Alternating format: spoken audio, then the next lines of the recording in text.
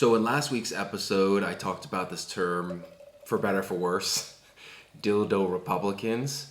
Basically a way to describe these Republicans who once stood for helping out everyday Americans, and then when they came into power, sold out America for their own personal benefit.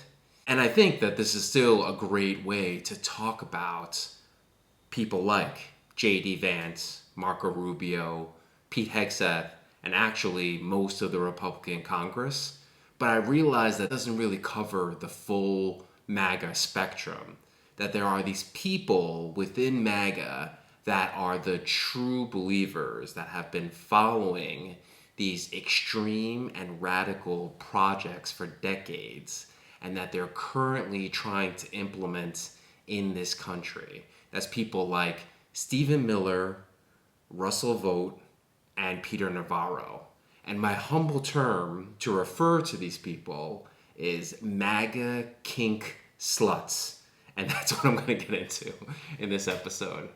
So welcome to Left and Loose. This is the weekly show where I pour a big glass and I rant about politics. And before getting into the episode, I just wanted to talk about two updates, a substantive one and a logistics one. On the substantive one, I realize I'm pushing the limits quite a lot when it comes to this messaging, and I'll get into why I believe in that, but I hope that I'm striking the right balance between saying stuff not just for the sake of saying really outrageous shit, but also by grounding it in really thoughtful analysis. And if at any point you guys think that I'm not striking that balance well, by all means, please do give me that feedback. And second, that's just a logistic one. I realize that the podcast audio has been really janky up to this point, and that's largely due to the conversion from YouTube, which is something that I'm still figuring out. But if you want to have the full experience, including me enjoying this wine, having my crazy hand movements, by all means check out my YouTube. And regardless, please do subscribe to YouTube, Substack, and the podcast. I'm also on social media. In each of these places, it really helps for me to grow. So thank you. Now, on to the episode. And before getting to the MAGA Kink Sluts themselves, I just want to talk about the approach in general. So, as I mentioned in the episode about dildo Republicans, I think it's really important that we borrow a page from the MAGA playbook and start putting things in really simple and even outrageous ways. I mean, in the current media environment, it's just so incredibly crowded and so right-wing dominated, whether you look at YouTube, whether you look at X, when you look into any number of these platforms, that it's incredibly hard for any type of democratic messaging to get through. Now, I think Democrats, especially during the shutdown, are getting a lot better at breaking through, are getting a lot better at messaging and showing that Democrats can fight for the American people. But even so, what drives me crazy is that Democrats often go back to the same consultant playbook. Like when they talk about Republicans, a lot of times it's like, oh, Republicans are destroying our democracy, and this is against American values and our institutions, and people's eyes glaze over in the process. To me, it's much more grounded and much more down to earth to put things in these very real and simple ways, even if they are more controversial.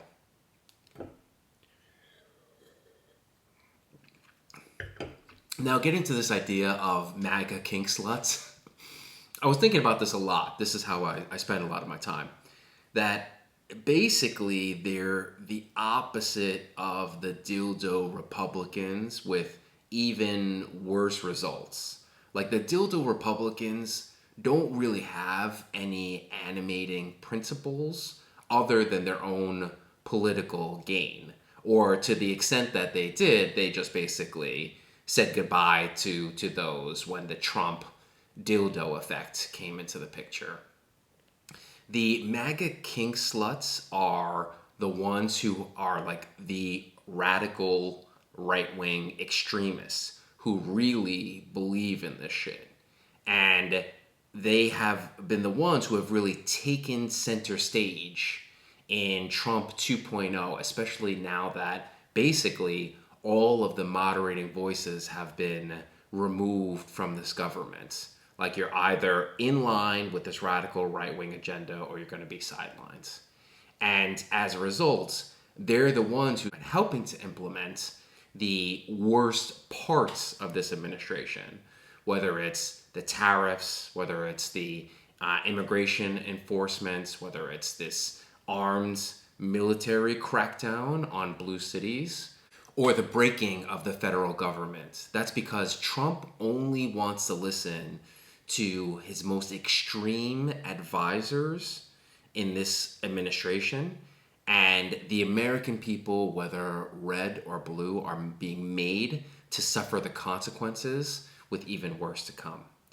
So as with last episode, I'll spend more time on Stephen Miller and then switch to Russell Vought and Peter Navarro.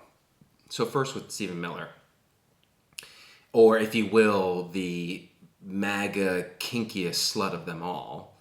He grew up in Berkeley, California, which, as you probably know, is a well-to-do area that's basically a liberal academic bastion of the country. And at a young age, he developed these very conservative views, which, of course, everyone is entitled to. But what was unique about Stephen Miller is just how angry he grew up, that he was psychotically and filled with rage at all of liberal America. You have to ask yourself, someone who's growing up in like a privileged background, angry at large parts of America just because he had one set of views and other parts of the country had another set of views, what is even wrong there? But that's a whole different type of podcast. So during Trump 1.0, Stephen Miller was the immigration guy. I guess he was attracted to being in the administration when Trump talked about Mexicans are rapists and that he wanted to build a wall. That was really what got Stephen Miller going. And during the first administration, he was responsible for some of the worst aspects that we can remember, whether it's the Muslim ban or whether it's child separation, aka throwing kids in cages. Now, at the time, there were a lot more moderating voices in the government, and a lot of these policies were rolled back. But still, of course, it was horrible what happened at the time, though it's even sick to think that a lot of these ideas are just quaint now in Trump 2.0. So in Trump 2.0, Stephen Miller has taken on much more of a main role in the government, potentially even more powerful than J.D. Vance. And as mentioned, a lot of the moderating voices have now been completely removed. People like Laura Loomer have made sure of that. And Stephen Miller's project has been to implement the worst parts of the Trump agenda while basically having a rubber stamp from Congress and very little checks from the courts, if at all. Plus, on top of that, Stephen Miller has also basically become a mouthpiece of the government. I think there's a lot of parallels between him and, for instance, Goebbels, the Nazi propaganda minister going to World War II. And Stephen Miller is really just as sophisticated as this guy was. So he has pretty much unchecked power. He has a radical right-wing agenda that he's going to implement. And he has a huge platform to spit out all of this filth on a daily basis. And that's really come out in two ways.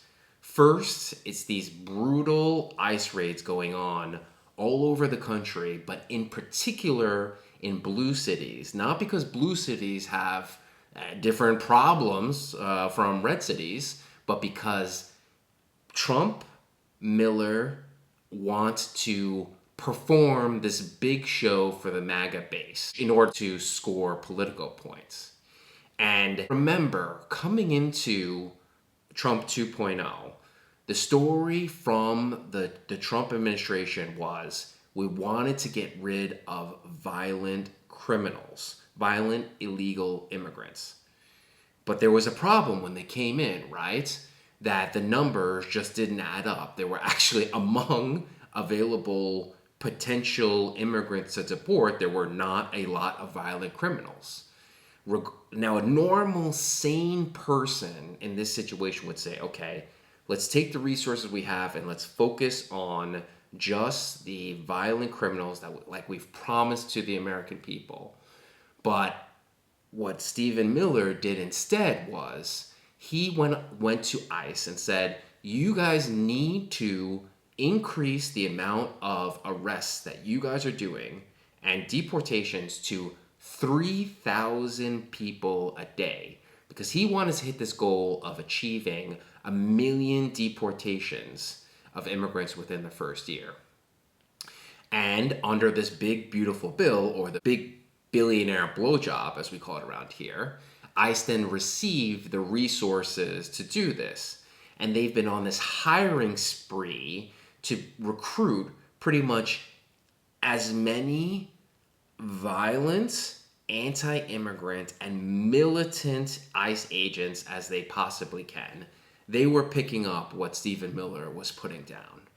And we've seen the results of that, right? ICE agents masked, flowing into American streets, beating up people, tying them up with zip ties, pepper spraying them, whether it's men, women, or children, and whether or not they actually even have immigration proceedings, legal residency, or even that they're American citizens. That's the thing about Stephen Miller's kink in all of this. He and Trump believe that these immigrants are poisoning the blood of America. And so that means that in this process, if people are brown and speaking Spanish, Stephen Miller gets off on seeing these people beaten up, brutalized, and humiliated first, and then the questions about their actual valid immigration status or even American citizenship get worked out after the fact. Second is this point around crime. If Stephen Miller is not on Fox News or CNN just absolutely screaming about violent drug cartel immigrant criminals, which remember is only a tiny, minuscule part of the people that ICE are actually rounding up and actually brutalizing, he's talking about liberal cities on fire, domestic terror networks funded by George Soros, or radical left-wing liberal ideology. And when he does that, you say to yourself, oh, that must be a lie. But it sounds scary, right? When you hear something like that, that's why it's so important to remember that this is his kink. This is what he does. He paints this picture of the left while ignoring all of the peaceful demonstrations that are currently ongoing, ignoring all of the liberal organizations who are just doing the good work of informing and organizing people to participate in those protests, and ignoring all of the left who have condemned things like Charlie Kirk's death and have condemned radicalism on both the left and the right. Because that's the thing, right? He's using the story about the radical left while implementing a radical right takeover of our country and the creation of an armed military state.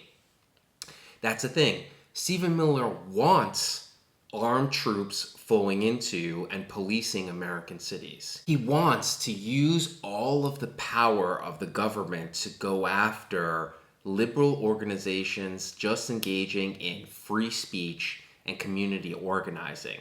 Because that's his turn on, right? He doesn't want an America where there's a left and right and we engage in debate and we have it out and then we see who the American people believe at the polls. Instead, he wants an America where the right rules through military force and the left lives in fear.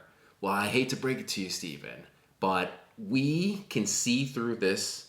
We can tell the American people this story and we can show them this propaganda tool, and we're not going to let you turn this country into your MAGA kink dungeon. So moving on to Russell Vought. Okay, so you probably know that Russell Vought is one of these guys who are like the main architects of Project 2025. Project 2025 was this document that was created while Trump was out of office, which basically was a plan for when Trump came back into power. See, the problem with the first Trump administration, in Russell Vaught's view, was that there were all of these tens of thousands of federal employees who were getting in Trump's way, quote unquote, who were basically performing the normal good work of government and were trying to follow agency policies and the law when actually doing their work. Russell Vought has wanted to get rid of all of that. And in the process, he said that he wants to traumatize all of these federal employees, that he wants to remove all of these bureaucrats, according to him, and replace them with MAGA partisan goons. Just think of how sick it is, though, that Russell Vought wants to treat these people who are giving out student loans, who are administering Medicare and Social Security, who are checking that our air, water, and food are clean. And he wants to have them in fear of losing their jobs. He wants to work them to the bone after so many cuts to the federal government, and then end up replacing them anyway with MAGA kooks who are more interested in following the Trump agenda than actually following the law. He not only wants this radical right-wing takeover of the government, he also wants good, hardworking federal employees to suffer in the process. And then, believe it or not, it gets worse. He has this even bigger fetish around this idea of impoundment. Now, impoundment is this radical idea that if it ultimately gets in front of the Supreme Court and gets approved, that's it. We don't have a country anymore. Basically, all of government, all of our country can be ruled by one Mad King. So under the Constitution, Congress has the power of the purse, meaning Congress gets to decide how the government's and our taxpayer dollars are spent every year. Under impoundment, though, the theory that Russell Vought is putting out there is when Congress says what the spending is, that's only a ceiling. And the president gets to decide how much actually gets spent within that amount, basically at will, basically on how he feels on any given day. If that's allowed, guys, the whole game is over. Because if you think it's bad that Trump can target blue cities with the National Guard, just wait until he can target blue states by stopping the flow of Medicaid, Medicare, or Social Security checks. At that point, why even have state governments either when the president can just basically choke the life out of them and beat them into submission? That's ultimately also the kink of this Russell Vought guy, is that he wants the president to have completely unbridled and unchecked power regardless of the consequences to Americans as a result. Because as we know, this president likes to only help out the half of America that voted for him, and even within that, really only the MAGA base. And with the other half of America, he'd rather just play politics. So moving on to Peter Navarro, or if you will, he's the academic MAGA kink slut of them all. Now, Peter Navarro was always a fringe academic. He had this view that China was creating this trade deficit with us, and that was by engaging in these unfair market practices, and that was harming the US economy. Sounds very familiar, right? So he helped the administration launch the first trade war against China, which, as everyone knows, basically failed and resulted in China promising to buy more American goods, and then they just ultimately didn't. They just continued buying at whatever levels that they chose. Now, I'm not saying that China has been a great actor here. They definitely have engaged in unfair market practices, but that's the thing. Peter Navarro's solution to all of this has always been just tariffs. That's been his decades-long kink, even though it's been proven time and time again that tariffs are just a tax on consumers.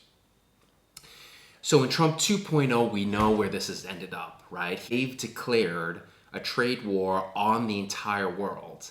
And that's the thing. We don't even know where this trade war is going to end up, right?